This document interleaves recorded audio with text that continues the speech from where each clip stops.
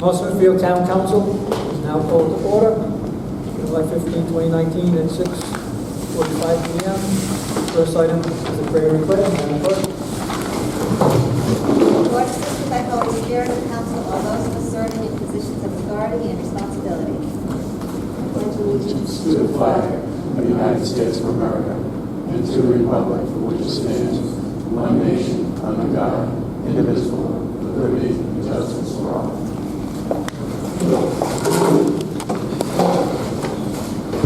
Roll call. Mrs. Bartimoli. Here. Mrs. O'Hara. Here. Mr. Ogier. Here. Mr. Ray. Here. Next item is the open forum pursuant to Public Law 42-46-6D with a maximum of 15 minutes. Is there anyone wishing to address the council under the public forum? Mr. Clifton. First, I'd like to start by inquiring as to what Iron Mine Hill Road Tax Stabilization Agreement refers to. I've never heard of a tax stabilization agreement reference a road. It's usually tied into a business entity. So I think I'd like to know what that is.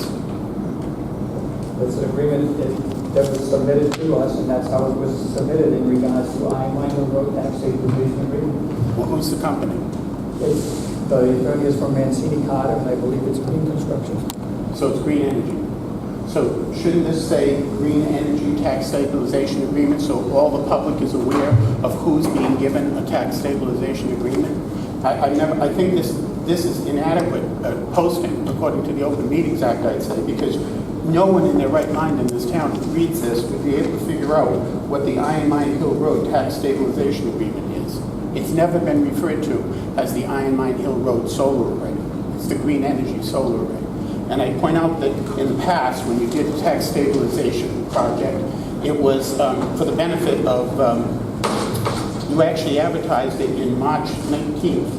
On March 19th, 2018, public hearing on request for tax stabilization agreement for RISMA-NSD Fitness, LLC, doing business as Planet Fitness. And that entire discussion was taking place in open session. And Terry, you originally made a motion and then withdrew it, and then another motion was made by Paul, I believe, and seconded, and passed. So that discussion was held in open session. And my second point is, I don't even believe that this is exempt under the law. You've got it on the agenda for executive session and open session. And I don't see how it qualifies as an exemption under executive session, because first of all, you've listed it under sessions pertaining to collective bargaining. This is not collective bargaining. Collective bargaining is a contract with a union. This isn't like, or litigation.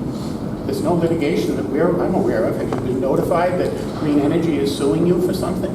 Because those are the only two issues you could discuss in closed session. So I'm taking issue with the fact that you're violating the OMA, in my opinion, by the lack of adequate agenda notification to the residents of the town. And I also question whether you're infringing on the rights of Green Energy, because you're discussing something related to Green Energy in closed session. And have you notified them that you're going to be discussing them in closed session, or are they participating in this meeting? They submitted the paperwork, they were notified. And they submitted it? Well, Paul, you knew what this project was. Do you really seriously think anybody in town would know what Iron Mine Hill Road Tax Stabilization Agreement is? This is what it's listed on the top from his attorney. That's how it's listed, that's how we listed it. Well, that's very clever, but that's not appropriate. Just because he lists it the right way doesn't mean you get a free ride on the OMA law. So I'd like an on-the-record reply from this town solicitor as to whether or not he believes this is in compliance with the Open Meetings Act, in that the agenda is adequate, and secondly, that he believes it's an exemption that's allowed under the law to discuss a tax stabilization agreement in closed session. So can we get that on the record, please? Because I'm going to file a complaint. Unfortunately, tonight the solicitor isn't here because his father passed away yesterday. That's the assistant solicitor. Right. I'm not sure if he's even up to speed on this, so I can't answer for him, but... Well, I think that's a relatively easy question to ask any Whether this attorney. fits into the Open Meetings Act? Certainly, and with all due respect to anybody in the audience, I'll answer questions, but I'll answer them for the council. So if you direct me to answer, I'll answer respectfully, not to anyone in the audience. So if you could phrase the question, I'll do my best to answer. Go ahead. Thank you. I'd like to know if you believe that that's an adequate notice when they've listed the tax stabilization agreement, which is to be extended to green energy, as Iron Mine Hill Road tax stabilization agreement. I consider that inadequate.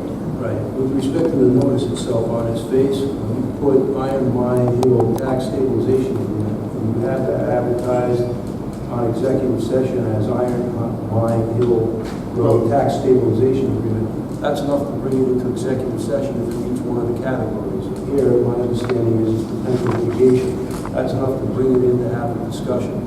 In terms of it being more specific, I've never heard of there being a need to have a more specific definition for executive session unless the definition on its face is not adequate. I'm saying, no, we're on different pages here. My claim is that Iron Mine Hill Road tax stabilization agreement does not adequately inform the public as to what tax stabilization agreement will be discussed. No, respectfully, I'm being kind here. You're missing what I'm saying. If on its face, Iron Mine Hill Road Tax Stabilization Agreement is enough to identify the item that's going to be discussed in executive session, and then it's advertised properly as Iron Mine Hill Road Tax Stabilization Agreement, that satisfies the notice itself. It doesn't have to be more specific than that. And then secondly, you have to have the right hook, if you will, to bring it into executive session. Here, my understanding is that it's potential litigation. Correct me if I'm mistaken, but isn't that what this is, potential litigation? And therefore, the council wants to discuss it in executive session. I'm going to take a shot here at an inference that hopefully to avoid potential litigation. Maybe resolve the matter. That's enough to be able to advertise it properly and bring it into executive session. Well, if you believe this qualifies under litigation, I'm fine. But I still contend that Iron Mine Hill Road tax stabilization agreement will not ring a bell to anybody reading this advertisement who lives in this town. It's never been referred to that as a project. It's always green energy solar array. And in the past, whenever these stabilization agreements have been given, they've identified not only the legal name of the entity, but also the AKA doing business as name of the entity. So it seems like, you know, this solar array has had preferential treatment from the beginning, with, you know, bypassing the zoning board and the planning board and a quick overlay district thing, the maps being submitted in the 11th hour on the third night of the hearing. And here we are again, where we're extending ourselves to avoid even disclosing that we're discussing an agreement with green energy. So I will be filing a complaint with the Attorney General on that, and I'm sorry to hear that your opinion is you believe that that is an adequate description and that people in town will understand what's being discussed, because I don't think they will. I've never heard of a road being given a tax stabilization. No, respectfully, I don't believe, I don't argue with you. I know if I know that on its face enough on your issues that you're raising in terms of whether it's green development, how the town's going to be affected, those are topics for another day, another discussion. If the council's put this on executive session to discuss it under potential litigation, that's enough. They have it on the open session as well. It is on the open session as well. So your issues certainly, sir, respectfully, could be raised on open session. I'm sure you could raise issues as a potential witness, but in terms of your question of whether it's enough to advertise it for executive session and then to be heard properly in executive session, my legal opinion is yes, clearly. Thank you. Okay, fine.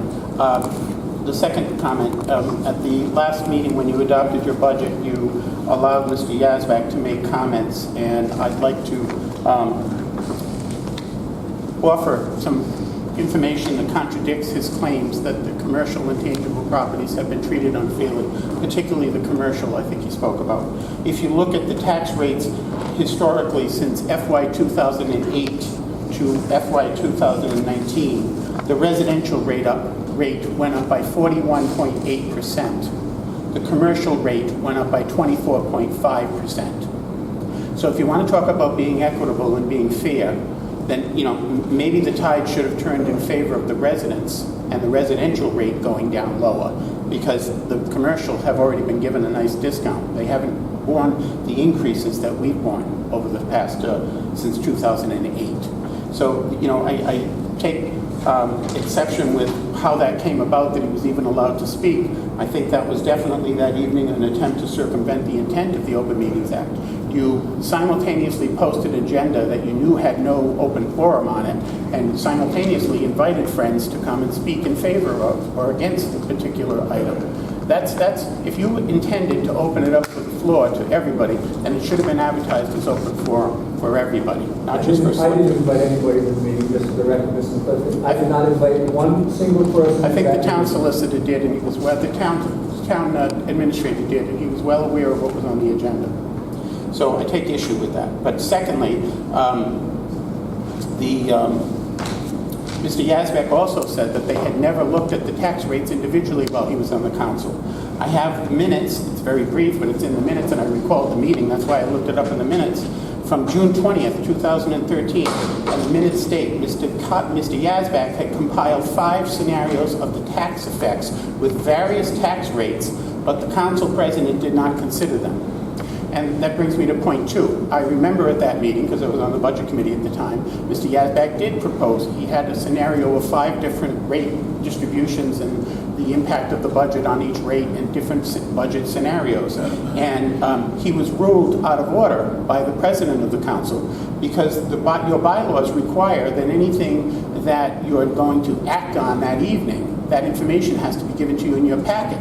And Ed was trying to present it at the meeting, and he hadn't provided it to the clerk to put forward to everybody. So they were seeing it for the first time. So they adhered to their own rules of order. I don't see that happening a lot with this town council. You seem to not have any concern for whether you're violating rules of order or not when you take information and pass it out for the first time, as you did, for example, with the solar overlay map or the Nike resolution. Mr. Burgott stated publicly he hadn't provided that to the clerk to put in the public, and everybody was seeing it for the first time, and you voted on it. So I really wish you'd start adhering to your own rules of order and following your rules of order and refraining from allowing information to be distributed the night you're planning on taking action, unless you've changed your bylaws, which I don't think you have. So that's an issue. You're referencing a previous council, not this council. Well, some members of this council were on there, Paul. And there's been similar things happened in the past, also with this council as well. If you want me to come up next month and read the list of them, I I'm will. sure you will, Mr. President. Thank you. The third thing is, I feel a little deceived because the evening of the budget committee, when you went over the tax rates, for the first time you showed a slide. I had never seen it before, and truthfully, it was much better in the old days when you used to get a hard copy handout when you went in of all the information that was going to be discussed, not just parts of it, but it's kind of hard to see from your seat and read a slide with the different rates on it and numbers. And in fact, the evening that you adopted the budget and the tax rates, I was sitting there saying, how are they coming up with the money to lower the commercial rate and the tangible rate? Because I had used the legal advertisement that was in the paper, the top half of it, and it gave the assessed values of the residential, commercial, and tangible properties and the projected tax rate. I hadn't checked the math in the rest of the article to make sure that it was accurate, but in fact there was $30 million, I believe, missing from the residential assessed values in that ad. And then, on top of that, you added 7-point-something million in assessed value of commercial property to a late agreement from National Grid, and that wasn't in the ad. If it came in after the ad was out, fine. If it was a mistake, fine. But when you make a mistake and don't accurately portray the accurate numbers on the legal advertisement that you advertise for people to use and work off of as a resource, and you don't take the time to explain there was a mistake in the ad of $30 million, I'd like to correct that this evening so everybody's on the same page. Because when you were doing those numbers, I said, where are they getting these figures from? And we kept squinting at the screen and thought they were different. So they were different. So those are my issues for this evening, and I will absolutely be filing a complaint on the Open Meetings Act violation. So thank you. Anyone else like to speak in the open forum? Just be 1 or 2 minutes.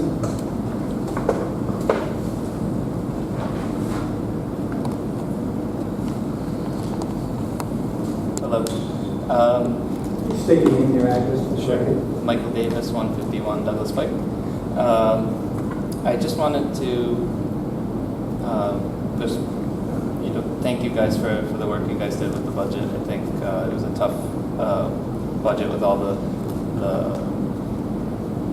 revaluation and all the rates, and I think overall it got better than it was originally.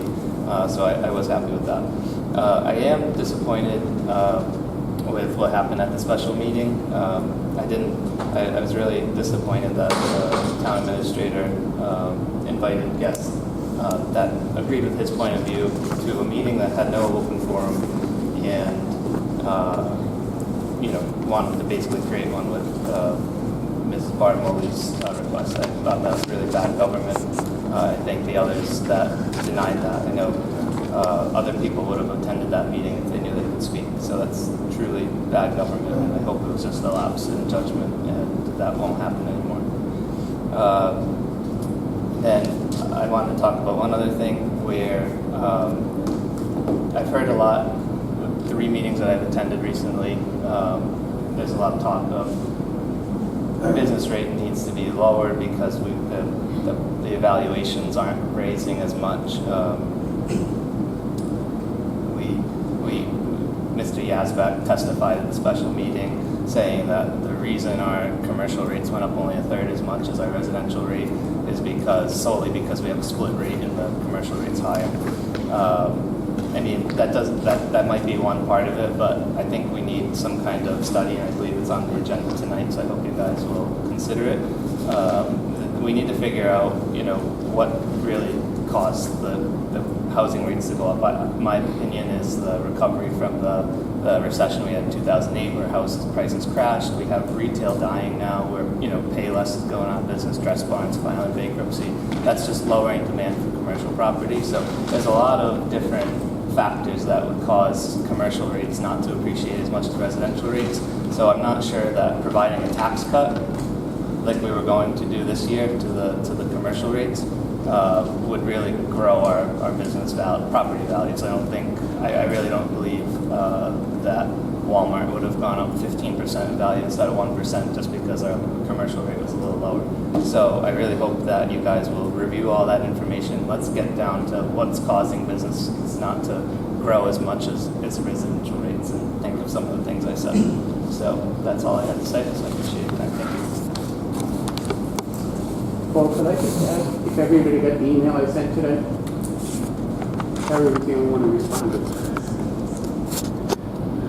Next item is presentation of citations, state history day. Mrs. O'Hara, would you like to Well, wait? you're supposed to be here, for 7, so, We'll hold it. yes, please, I'd appreciate that. Join us, Mr. Simonis. I've been here, Mr. Badley. I know, sorry.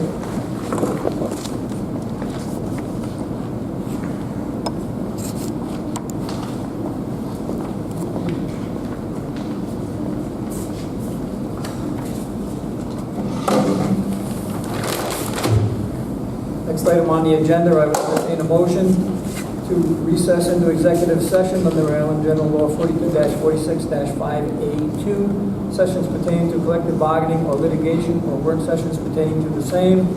Mine Hill Road Tax Stabilization Agreement. Is there a motion? So moved. Motion by Mrs. O'Hara. Is there a second? Second. Second by Mrs. Bonioli. Discussion? Hearing none, roll call vote. Mrs. Bartimoli? Yes. Mrs. O'Hara? Yes. Mr. Oshia? No. Mr. Zelinski? Yes. Mr. Vadeney? Yes.